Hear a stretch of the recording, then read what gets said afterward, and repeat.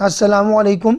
इस वीडियो में हम ये देखने की कोशिश करेंगे कि क्या वजूहात थी जिसकी वजह से मेंडल ने पी प्लांट को सेलेक्ट किया था, जिसका बोटेनिकल नाम फेसम सटेवम है। अब उन्होंने पी प्लांट को क्यों सेलेक्ट किया? सबसे पहली चीज़ ये थी कि वो इजी टू ग्रो थी, यानी उसको आप मैदान में भी लगा सकते थे और किसी पार्ट में भी लगा सकते थे। इस वजह से उन्होंने उसकी सिलेक्शन की। अब अगर एक चीज़ है और उसकी ग्रो के लिए बहुत ज़्यादा ख्वारी करनी पड़ती है तो जाहिर सी बात है वो कोई अच्छा चॉइस नहीं हो सकता। इस वजह से उन्होंने उन प्लांट को सेलेक्ट किया जो इजीली ग्रो हो सकती थी, इजीली उसको लगा के रिज़ल्ट हासिल किए जा सकते थे। दूसरी चीज़ जो उस हवाले से इम्पॉर्टेंट थी वो ये थी कि इस प्लांट के अंदर क्रॉस पोलिनेशन भी हो रही थी और सेल्फ पोलिनेशन भी हो रही थी।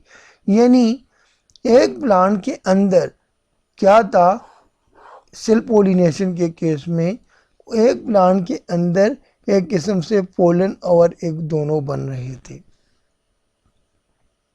जब मेल और फीमेल दोनों किस्म के फ्लावर उसमें एग्जिस्ट करते थे तो उसकी वजह से एक ही प्लांट में हमें रिजल्ट मिल जाते थे गिमीट्स के लिहाज से। और क्रॉस पोलिनेशन का मतलब ये था कि अपने मर्जी से आप दूसरे पौधों के साथ उसको क्या करें, क्रॉस कर सके।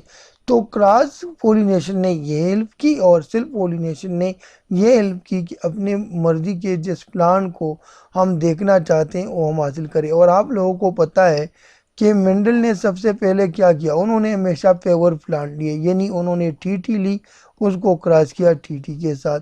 यानी ये बिल्कुल टाल थे, ये डार्क थे, उन्होंने उसको क्रॉस किया और उसको मिल गए। ये क्या था, ये क्रॉस पोलिनेशन था पहले स्टेज पे, उनको मिल गए टीटी।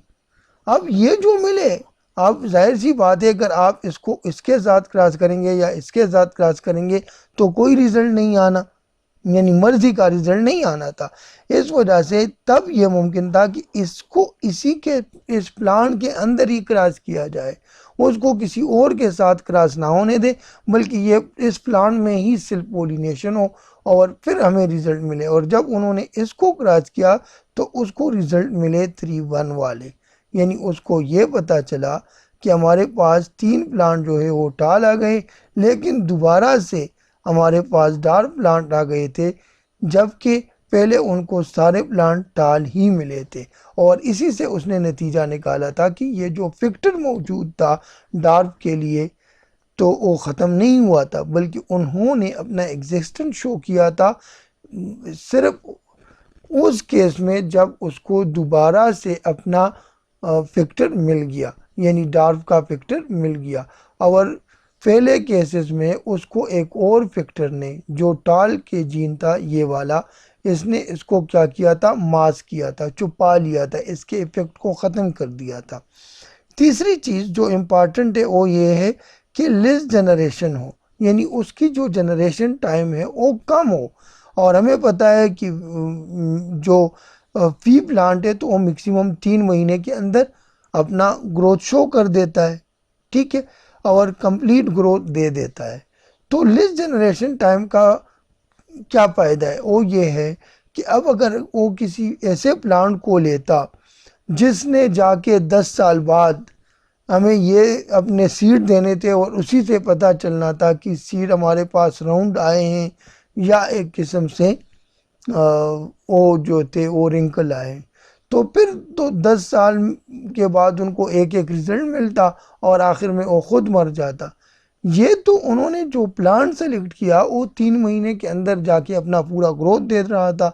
इसकी वजह से वो आराम से साल में 3-4 दफ़ा उसको ग्रो करके अपने रिज़ल्ट को आगे प्रमोट करता रहा और बहुत कम ड्यूरेशन में उनको वो रिज़ल्ट मिले जिसकी वो तवक्को भी नहीं कर सकता था। अच्छा, चौथी चीज़ जो इस हवाले से इम्पॉर्टेंट है वो ये है कि एक प्लांट, उस प्लांट को सेलेक्ट किया जा सकता है जेनेटिक्स स्टडी में जिसमें मल्टीपल करेक्टर्स हो और वो करेक्टर भी एक दूसरे से क्या हो, मुख्तलिफ हो, डिफरेंट करेक्टर हो। डिफरेंट करेक्टर का अब क्या फ़ायदा था, डिफरेंट करेक्टर का फ़ायदा ये था कि एक टाइम पे वो डिफरेंट करेक्टर को देखे कि एक करेक्टर का दूसरे के साथ कोई लिंक है या नहीं है। इधर मसलन देखें, जब हम वी प्लांट को देखते हैं तो इसमें एक किस्म से 7 किस्म के कंट्रास्ट यानी डिफरेंट करेक्टर मौजूद थे, यानी राउंड, रिंकल, येलो, ग्रीन, ठीक है, यानी सीड का जो कलर था। इसी तरह से फ्लावर को अगर हम देखें तो वाइट और वायलेट। इसी तरह से हम इसको देखें तो फुल और कंस्ट्रक्टेड फॉर्म, येलो और ग्रीन फॉर्म। इसी तरह से एक्सियल और टर्मिनल और लॉन्ग एंड शॉर्ट। एक्सियल और टर्मिनल का मतलब ये है कि जो फूल बन रहा है वो नीचे रह रहा है, और टर्मिनल का मतलब ये है कि जो फूल बन रहा है वो बिल्कुल एंड पे जाके आ रहा है।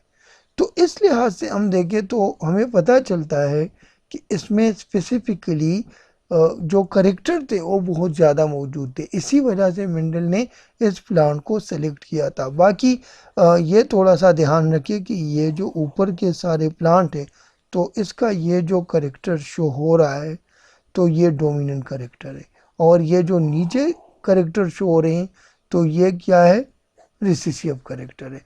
ये थोड़ा सा आप लोग याद रखिएगा, तो इससे आप लोगों को अंदाज़ा होगा कि असल में हमें जब आगे उसको ले जाएंगे और हम ये कहेंगे कि ये करेक्टर डोमिनेंट है इस पे, तो ये आप लोगों को मालूम होगा। ठीक है, तो ये भी थोड़ा सा याद कर ले। उम्मीद ये है कि आप लोगों को ये क्लियर हो गया होगा कि मेंडल ने सिलेक्शन फी प्लांट की क्यों की थी, उन्होंने वीट या दूसरे किस्म के प्लांट क्यों नहीं लिए थे।